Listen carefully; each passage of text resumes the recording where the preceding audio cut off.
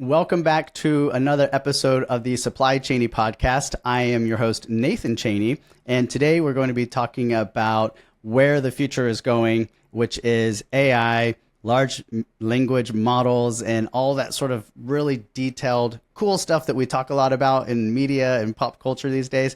But this is going to be putting it to business use. And I'm really happy to have Ganesh on with me today to talk a little bit about how he has built ConverSight to leverage all that technology and put it to use for businesses to make better decisions and interact with their data better.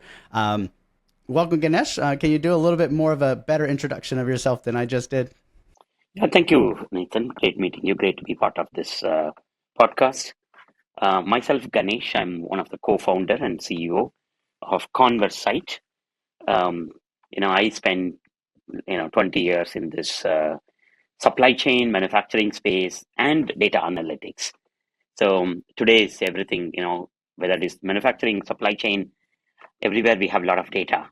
So how do we make our intelligent decision, everyday decisions, and what to buy, where to store, which order to fulfill? Everything I need to make a decision.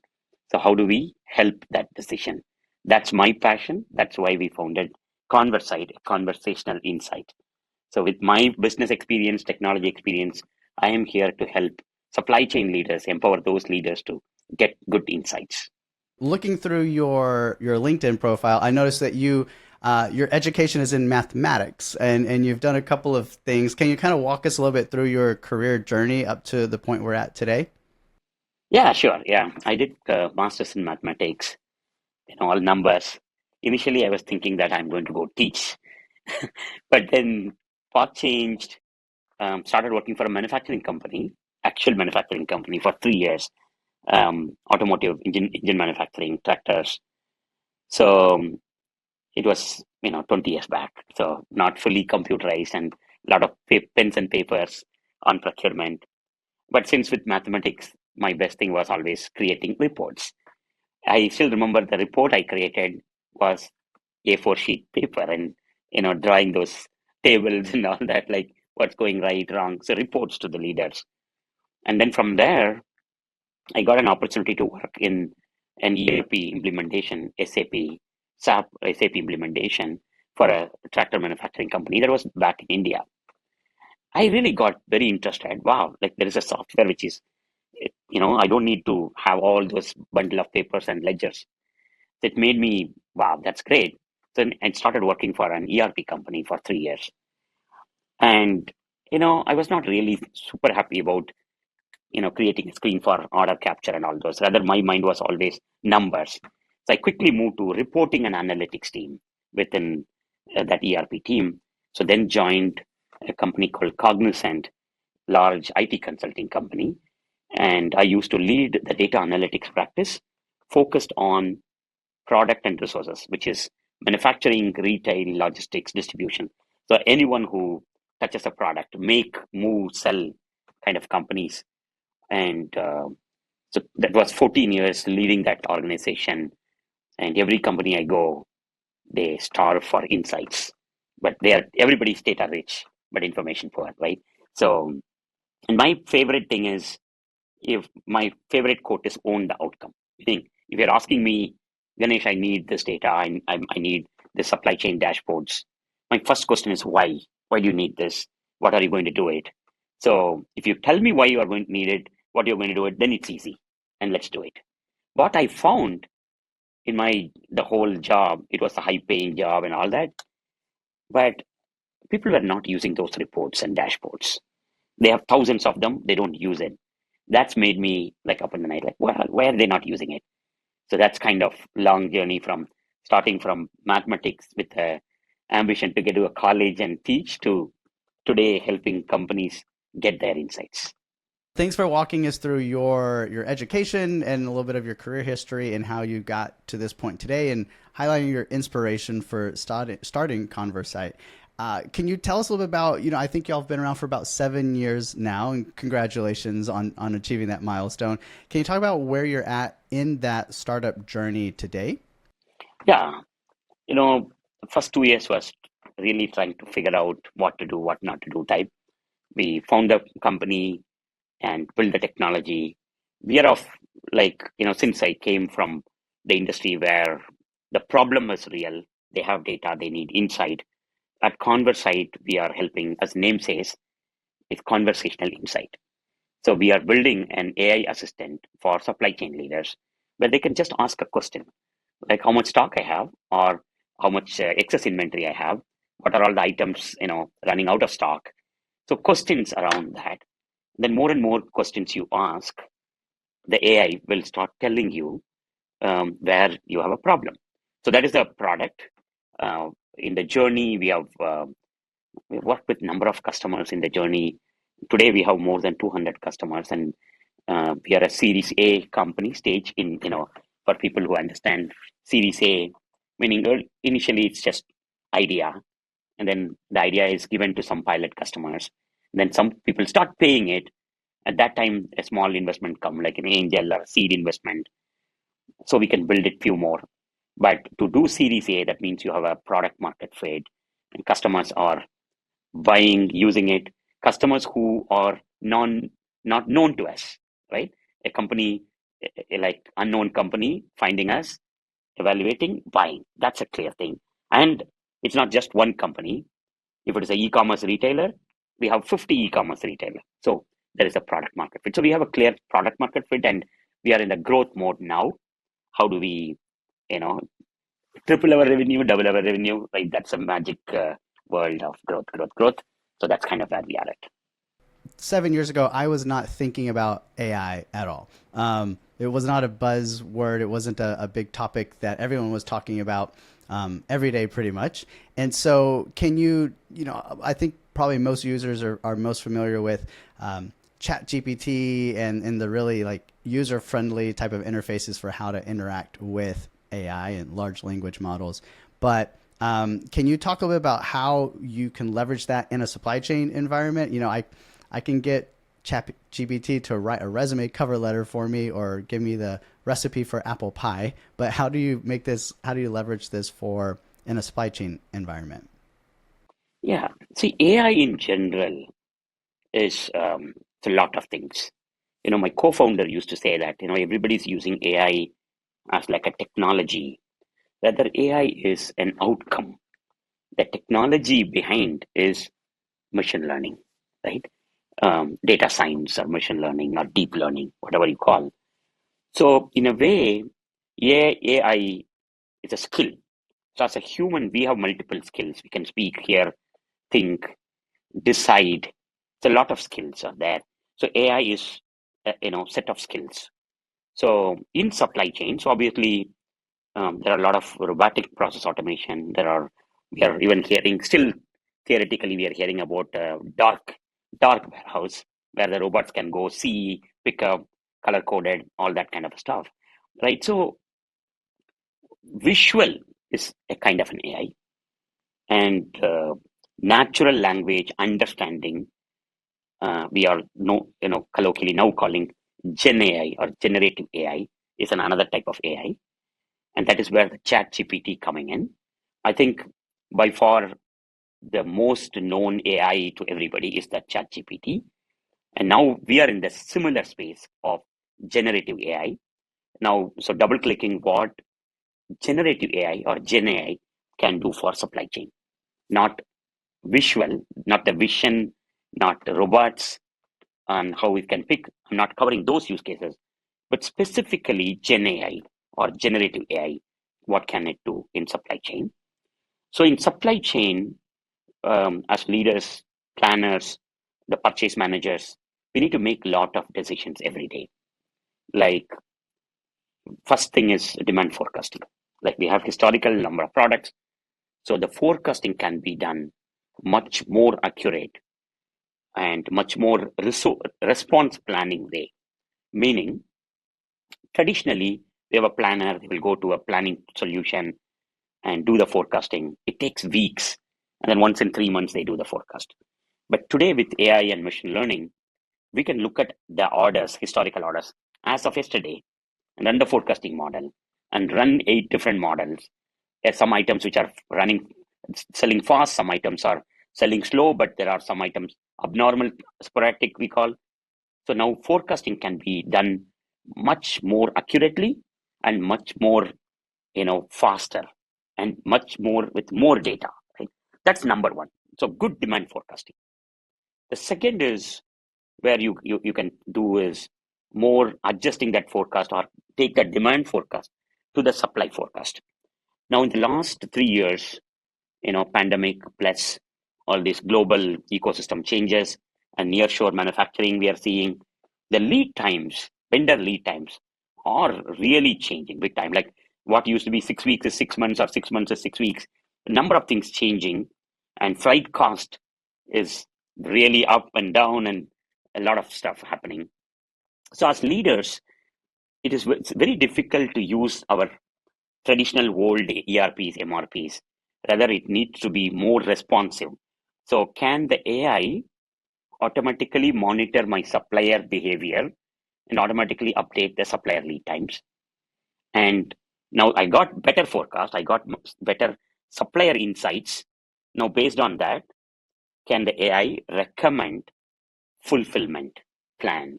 And can the AI recommend what purchase orders I can raise?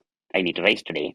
Or if I have multiple warehouses, can the AI look at my inventory across warehouses and recommend and what I need to transfer intelligently? Meaning, the AI cannot come and recommend that, okay, send these 5 products worth $200, but pay another $180 for freight. It's not good. Like, so the AI need to be recommending actions for us to do it.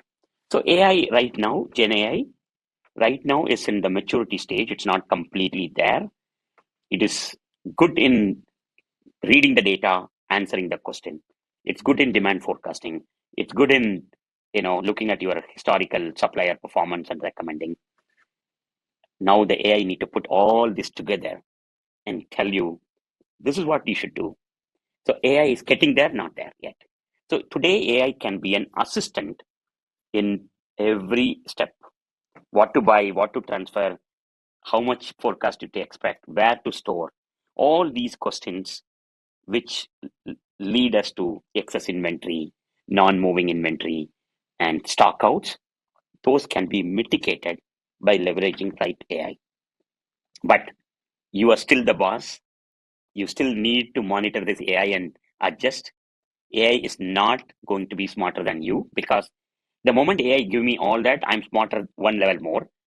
Now the AI is still substandard for me.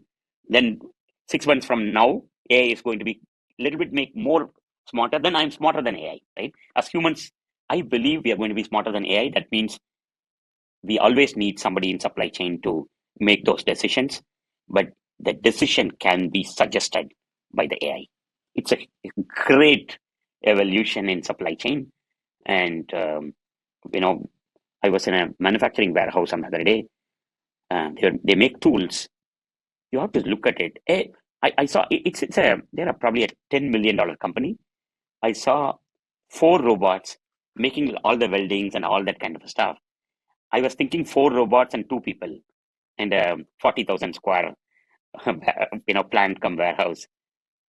Unimaginable where this AI is taking us.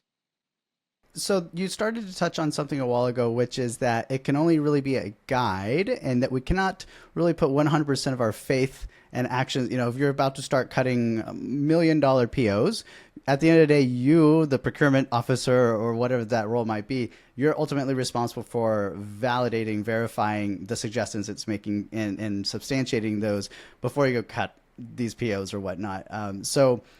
Because it is not a perfect, it's not perfect. There's going to be some gaps or some shortcomings somewhere in the systems that maybe it could misinterpret what you're asking of it, or how it's giving you back an answer could be not 100% clear to you. Can you talk a little bit about how to guard against those kinds of flaws in the system? Yeah, as I said, the AI is evolving. The foundation for the AI to work, 2 things. One, the data accuracy. The second is the model, how rich the model is. So data accuracy is a major thing. Like if you have a mix of products which are there for 2 years, and then products are just new, the AI cannot figure out, how to forecast, for example. Or at the same time, when you are, you may colloquially ask something when you are thinking about, hey, what's a forecast for corrugated? Maybe corrugated is a category of product than one particular product or a portion of the product. So sometime when you use just generative AI to ask a question or ask the AI to do something, it can misunderstand, possible. So that is called hallucination. It's basically it's not clear what you are telling. It's not clear 100%. I'm not sure. Now as an AI, I have two choice. One, I can say I don't know, or I want to act like I'm smart and I assume that this is what you meant and give you some number and confidently give you a number. That's a problem, right? So if the user is fully trusting the AI without knowing it is hallucinating, you think it's assumed something, then it will be wrong totally. The forecast is wrong. So that's where we need guardrails on what is this what is the score, what's the confidence level of this AI, and how do you explain that? Like, can you explain how you arrived at? So there are technologies to guardrail this and put some governance. They call explainable AI, responsible AI. They call now. There are different frameworks to what data it can read, what data it's secured, how much data it should read. Too much is also not good, and too less is not good. And then once you give me the recommendation, don't just tell me this is what you should do. Give why, the reason behind why.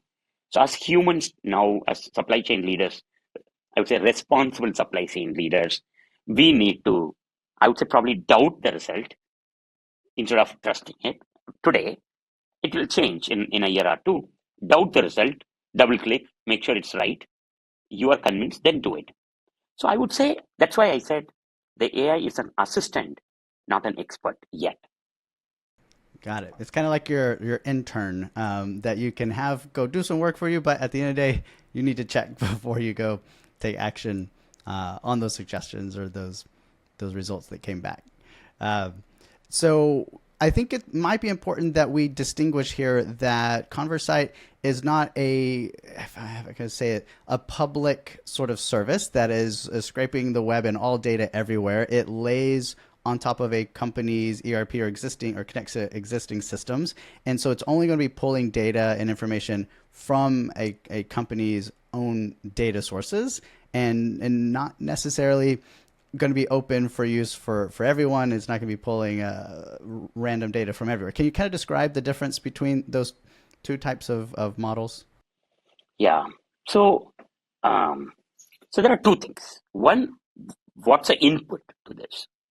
So input can simply be transactional data from the ERPs, CRMs, ERP. So my demand, my supply, my product numbers, my customer numbers, location, all that. So this is a lot more sensitive and private data. And this is one data. Just with this data, it can answer questions, it can do forecasting, it can recommend all that. This is one approach. And this run within my cloud, so it's secured, and I'm not sharing this data in a open AI kind of frameworks where it's visible to everybody. Or a lot of customers, when I speak to, they say, "Oh, I don't want that AI company to learn from my data," right? So that is one thing to focus, that only internal data, and keep that model learning, everything's internal in your own cloud. That's option one. The option two is input can be internal data plus some news data. So I'll give you an example. When I say internal, email could be internal, but it's originating from external. It's unstructured data. So now, for example, we are working with a few use cases like this. So I look at current forecast. You know what? Next 4 weeks, I need 200 items. Now I got 50 in my inventory, and I see another 40 is incoming. So I got 90. So I have 110 shortage. Now assume there's an email from a vendor that I have requested that, hey, I'm going to run out of stock. Can you guys send another 150? Can you confirm? And this morning, an email come from the vendor. That email says, yes, I should be able to do it. I'm going to air freight it. It should receive before, 8th of July. Now that's a data. That's a very valid data. Instead of telling 110 shortage, now I can say, okay, based on your current inventory, it's 110 shortage, but this email came with this, you don't have a shortage. So now input is not your ERP data alone. Input is ERP plus the email data. So now it is an external. Same example, you are expecting there is a purchase order scheduled to arrive on Monday. And you are hearing, this recently happened when the Baltimore bridge collapsed, that accident happened. Now, Monday, we are expecting the order. Now, this happened. So, for sure that order is not going to come. So, we were able to, for one of our customers, we were able to find that this particular order is not coming because the port is impacted. So, if this order is not coming, this order is fulfilling these 14 sales orders from these 3 customers. Now, 3 customers are impacted. These 14 sales orders are impacted. This particular 4 items is impacted. So, one news alert can create series of news alert to a plant manager, to a sales manager, and to a customer. So this is kind of where this AI could go. Are we there? Maybe not, because there are multiple events. There are, out of 1,000 news I read today, probably 5 are valid. Meaning valid in the sense it is impactful, right? And second is, can I trust that information? That's another thing to worry about. Today in the news, you don't know what's real, what's not. That's another thing. But technology is already there now. But putting that governance is definitely an important step. So that is how I look at external inputs, internal data to recommend a suggestion. That's one way to look at. Then the security aspect is different. That control your own data and govern, and instead of giving to a generic AI models and in the market, and so obviously you cannot use, let's take, you can't load your data to ChatGPT and ask a question and get an answer. Nope, not gonna happen. Taking all that you've been saying, the thing that's been in the back of my mind, and I typically try to ask a question where I ask my guests to give some advice for students or for people early in their career on what are some skills or some trainings they may need to do and want to do to be relevant, to be an asset to their company, to have a fruitful career in the supply chain industry, given the types of tools that are coming out in the market like yours.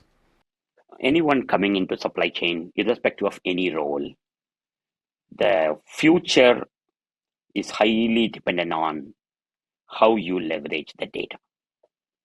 You call AI, you call digital, you call analytics, reporting. I think the data is going to determine what we should do. Today, 80% of the decisions made before the insight, the reporting or analytics used to justify the decision which they already made.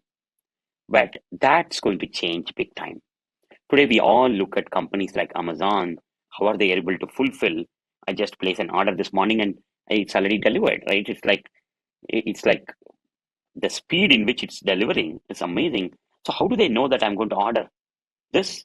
How do they know that they need to keep something in 50 miles radius from B? Because data, it's about analytics, right? So we no longer look for a data analyst, data scientist, all kind of a Jesse role to bring data and insights. Everyone, you are a supply chain planner, supply chain leader, director of supply chain, purchase manager, you should be able to use the data. So if that means getting good training on Excel, good training on reporting tool, good training on a chat GPT kind of tool or ConverSight kind of analytics Gen AI tools, I think AI is going to be here, number one. And AI is not a threat. AI is not a threat. AI is not going to take away the job. AI will take away the tasks. AI is not going to take the job. AI will, if I am doing a task repeatedly, and if I can do it, and if I hire somebody new, if that person can do it in 1 week, 2 week training, that means AI will do that job in days. Like it's already there. So we need to really move ourselves to a little bit more complex and thinking, designing, like kind of a roles, right? So data is it's a really key, and don't worry about AI taking away job. Rather, partner with the AI and get on it with that. Third important is, until now, right? Anytime we hear about ERP, CRM, and the technology, we always think it's a technology and we'll have a technology person, or we have an IT team who will take care of it. No, AI is not that. AI is not technology. AI is AI is basically an outcome, right, of the technology. So AI is for everybody, right? So AI is not going to be managed and controlled by your IT team. AI will be used and owned, controlled by the supply chain team. So that's what I would say. Like, don't treat that as a stranger. No fear. Just get on it. Just learn and do it. As you're giving suggestions and advice, for people coming up in the industry, especially supply chain professionals of the future, there's one question that I've got on my mind, and that people have asked me or that I've heard about, which is this role or this job title called a prompt engineer. Or something like that, where really the science and the art of asking the right questions and putting the right questions to AI is really going to be a skill. Can you talk a little bit about that? So I'll give an example without getting into AI, right?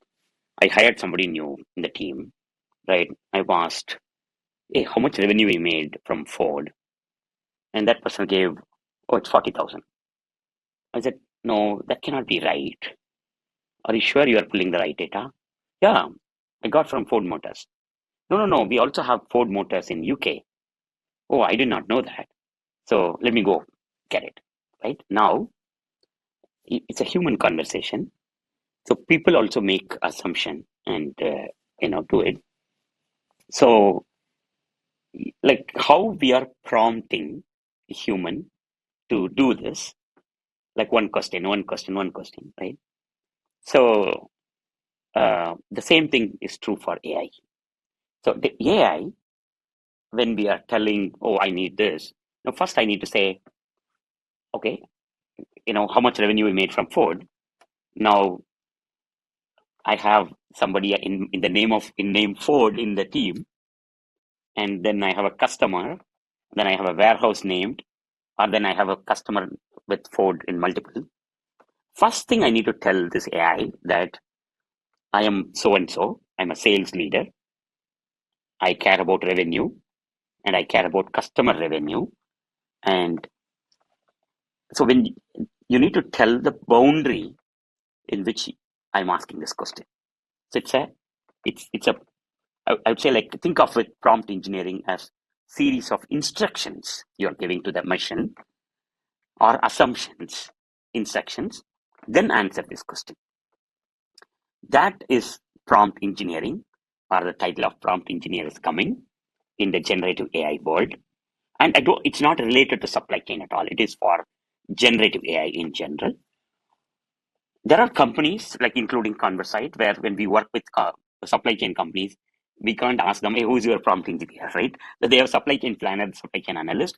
So we all, companies like ours, automate that already. When they ask a question, we already know, okay, they ask a question, that means this person's security is this person has all this data, this person, when they refer Ford, because they asked earlier, the AI asked a question back, oh, I found 5 different Ford companies. Which one you want? I want all of them.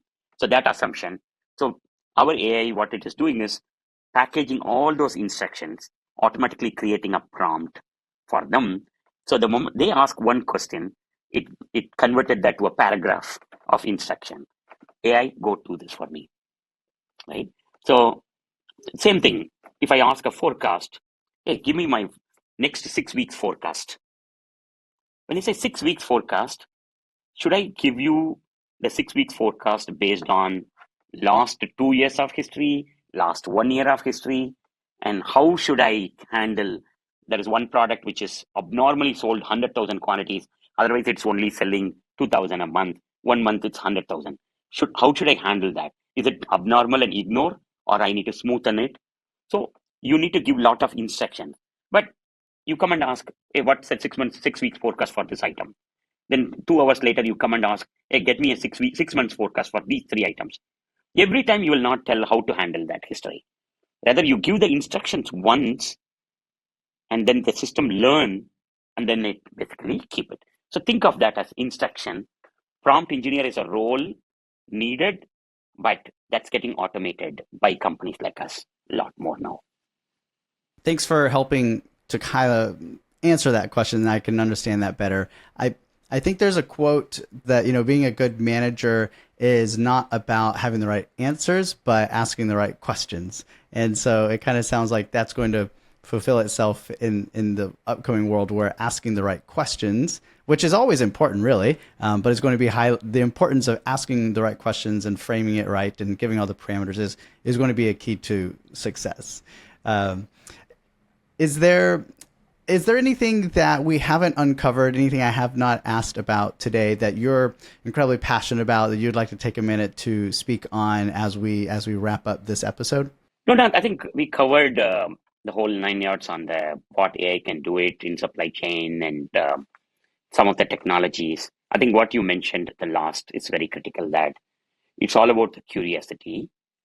AI will be, you can make it or break the AI now, meaning generative AI.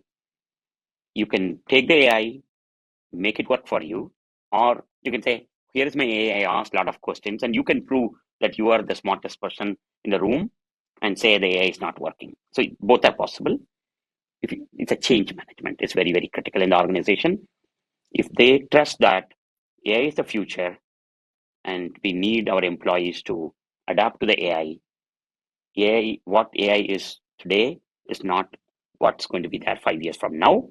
So we start now so that we are leaders, not laggers. There is a level of adoption, change management is needed, like any other technology. So I would say bring it up in the training and bring it up in the coaching, how to approach these AI projects. It's not like everyone need to jump on and do the AI, so otherwise we don't exist. No, it's still a world, but AI is evolving. So don't be too late, don't be too early to the adoption. That sounds like sound advice. Sound advice. Well, I appreciate you coming on and sharing some of your expertise and experience in this space. I would imagine that a lot of people appreciate some of the insights and just things that you kind of just educated us on today. So I appreciate that. Any closing remarks from yourself? No, all good. Thank you for having me. And if anyone have questions, feel free to contact. I am Ganesh G at ConverSight.ai, or you can look up in LinkedIn, Ganesh, CEO of ConverSight. You can just Google it. You can find me. I'm always available in the LinkedIn chat. Feel free, love to chat, love to come and share my experience and learn your experience. Looking forward. Thank you. Excellent. Thanks for coming on. Thanks a lot. Take care.